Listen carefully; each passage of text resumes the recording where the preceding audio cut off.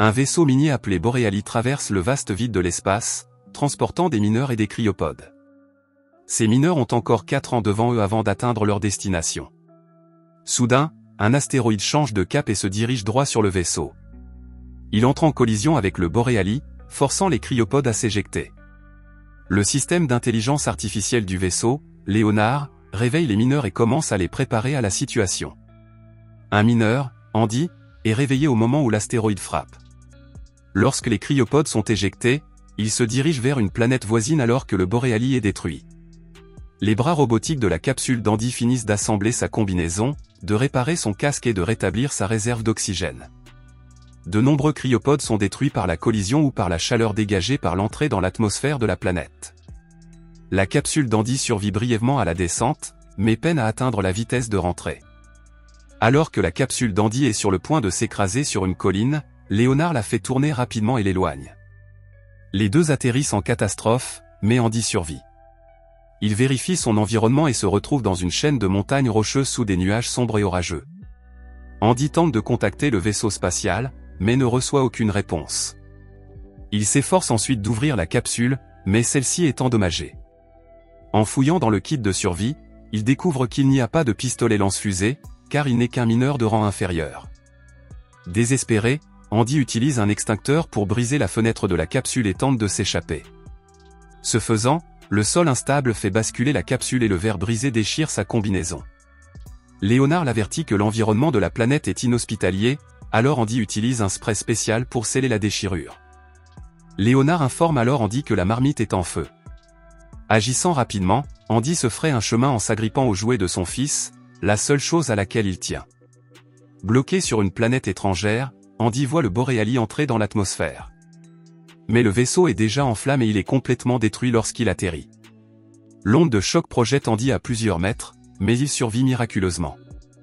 Andy demande alors à Léonard où il se trouve. Celui-ci lui répond qu'il se trouve dans un système stellaire non cartographié et qu'ils n'ont pas atteint la destination prévue. Repérant une lumière au loin, Andy décide de s'y rendre en essayant de contacter quelqu'un par radio. En chemin, Andy tombe sur les restes du Borealis et trouve une autre capsule. Il tente de s'emparer de la bouteille d'oxygène, mais panique lorsqu'il aperçoit un corps sans vie à l'intérieur. Prenant son courage à deux mains, Andy retire la bouteille, mais découvre qu'elle est endommagée et inutilisable. Frustré, il décide de poursuivre sa route vers la lumière. Alors qu'il s'éloigne, le pote derrière lui révèle des signes inquiétants, du sang et des griffures qui suggèrent qu'Andy n'est pas seul. Andy finit par atteindre la lumière et trouve un autre survivant nommé Dwayne, qui est ravi de le voir. Cependant, Dwayne envisage de manger les cadavres pour survivre, car il pense qu'ils sont peut-être les deux seuls survivants. Il explique que la compagnie a pris un raccourci à travers une ceinture d'astéroïdes pour économiser du carburant, ce qui a provoqué l'accident. Dwayne, qui travaille au département des communications, a l'intention d'envoyer un signal de détresse à la Terre pour demander un vaisseau de sauvetage. Il explique à Andy que le signal mettra 8 mois à atteindre la Terre et que même avec le vaisseau de sauvetage le plus rapide de la RTS, il faudra encore 2 ans pour qu'il arrive. Dwayne suggère alors de se diriger vers le sud pour trouver l'autre moitié de Borealis et d'y établir un camp de base. Alors qu'il s'apprête à le réparer, une créature apparaît soudain et entraîne Dwayne. Andy, confus, ne sait pas ce qui vient de se passer. Malgré le choc, il finit d'envoyer le signal de détresse. Andy prend alors l'arme de Dwayne et se dirige seul vers l'autre moitié du vaisseau. Sa réserve d'oxygène diminue dangereusement. Alors qu'il avance, une nouvelle voix se fait entendre dans sa radio, celle d'une survivante nommée Naomi. Elle dit à Andy que ses jambes sont coincées dans la capsule et lui transmet sa position. Léonard prévient Andy que la zone dans laquelle il se trouve est très instable, que la visibilité est mauvaise et qu'il perdra tout son oxygène en essayant de l'atteindre. Alors qu'Andy se dirige vers Naomi, les deux hommes commencent à parler et à faire connaissance. Après quelques heures, la nuit tombe et Andy commence à sentir quelque chose d'inhabituel. Il croit voir quelque chose bouger dans l'obscurité et demande à Léonard de scanner la zone, mais l'IA est incapable d'accomplir cette tâche. Bientôt, Andy remarque d'étranges empreintes de pas et les suit jusqu'à un trou entouré de toiles d'araignées. L'endroit le terrifie et il informe immédiatement Naomi qu'il pourrait y avoir des araignées extraterrestres sur la planète. Andy commence alors à marcher plus vite, sentant le danger dans la zone et remarquant d'autres toiles d'araignées éparpillées. Naomi lui demande pourquoi il a accepté ce travail, commentant à quel point il doit être difficile et suggérant qu'il fuit peut-être son passé.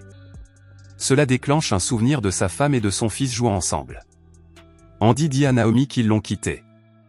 Léonard prévient alors Andy que plusieurs trackers s'approchent de l'endroit où il se trouve. Étrangement, les trackers appartiennent à des membres de l'équipage qui sont déjà morts. Alors que les poursuivants s'approchent, Andy lance une fusée éclairante pour se rendre visible.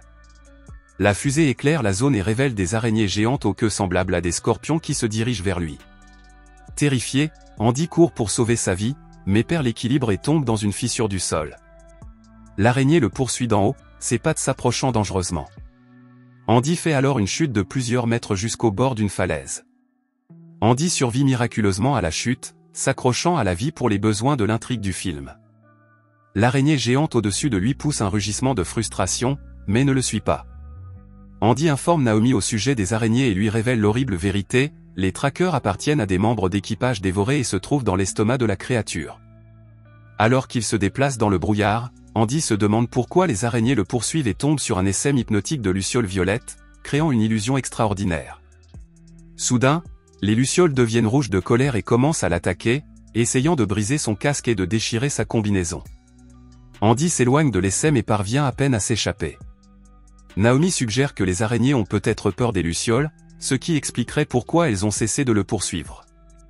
Avant qu'Andy ne puisse développer cette théorie, la bouche d'une énorme créature s'ouvre soudain depuis le sol, l'avalant complètement. Alors qu'Andy s'enfonce dans la gueule du monstre, des souvenirs de sa famille défilent devant ses yeux. Puis il disparaît complètement. À l'intérieur de la créature, Andy appelle Léonard à l'aide alors qu'il contemple les entrailles répugnantes de la créature. Il dit à Léonard qu'il est en train de faire une crise cardiaque. Léonard active rapidement le défibrillateur intégré à la combinaison d'Andy et la créature réagit violemment au choc, recrachant Andy. Andy se relève alors que le monstre le poursuit. Il tombe alors dans une structure en forme de grotte, à nouveau remplie de lucioles. Une fois à l'extérieur, les lucioles cessent de le poursuivre et le laissent seul. N'ayant plus beaucoup d'oxygène dans sa combinaison, Andy se dirige vers Naomi au lieu de la partie restante de Borealis. Il l'atteint juste à temps avant que l'oxygène ne vienne à manquer et elle le connecte rapidement à son réapprovisionnement. Andy tente de libérer la jambe de Naomi, mais il n'est pas assez fort. À l'aide de ses outils de sécurité, il crée un levier pour soulever la jambe et la libérer. Naomi confirme que la jambe n'est pas cassée. Une fois sorti de la capsule, Andy enroule un morceau de métal autour de sa jambe comme une attelle, ce qui la stabilise et l'aide à mieux marcher. Bientôt, une horde d'araignées les entoure, les obligeant à fuir. Profitant de la distraction, le duo monte à bord de la partie restante du Borealis. Naomi peine à fermer les portes en raison d'un dysfonctionnement du système de contrôle. Après quelques tentatives, elle parvient à fermer les portes juste au moment où l'une des araignées est attrapée et coupée en deux. Les créatures commencent à frapper sur la porte, obligeant Naomi et Andy à se replier à l'intérieur du vaisseau. Les lumières de secours s'allument, indiquant que le générateur de secours fonctionne. Ils finissent par trouver un pont avec un environnement vivable et suffisamment de provisions pour survivre jusqu'à l'arrivée des secours. En essayant d'ouvrir le pont, ils remarquent une traînée de sang et découvrent qu'une araignée s'est frayé un chemin à l'intérieur du Borealis. Le duo en profite pour s'enfuir, mais manque de tomber dans la soute. L'araignée les charge, les faisant tous tomber dans la baie. Naomi fait alors diversion en courant et en criant à Andy de trouver un moyen de tuer l'araignée. Andy a la bonne idée d'écraser l'araignée sous une capsule située dans une zone surélevée. Il demande à Naomi d'attirer l'araignée vers lui pendant qu'il cherche une capsule en état de marche. Pour aider Naomi, Andy éteint toutes les lumières, sachant que l'araignée y est sensible. Cela permet à Naomi d'échapper à la vue de l'araignée. Naomi trouve alors des lampes de secours et les allume pour attirer l'attention de l'araignée. Pendant ce temps, Annie travaille à l'éjection manuelle de la capsule. Léonard prévient Andy que ce processus court-circuitera son système d'intelligence artificielle, ce qui signifie que Léonard cessera d'exister. Léonard prévient également qu'Andy lui-même pourrait ne pas survivre à l'impact. Malgré les risques, Léonard se déclare prêt à se sacrifier et à sacrifier Andy. Alors que la créature se dirige vers le pod, Andy éjecte le pod directement sur l'araignée en se remémorant l'accident de voiture qui a coûté la vie à sa famille. La cause finit par écraser l'araignée, mais l'impact laisse Andy inconscient.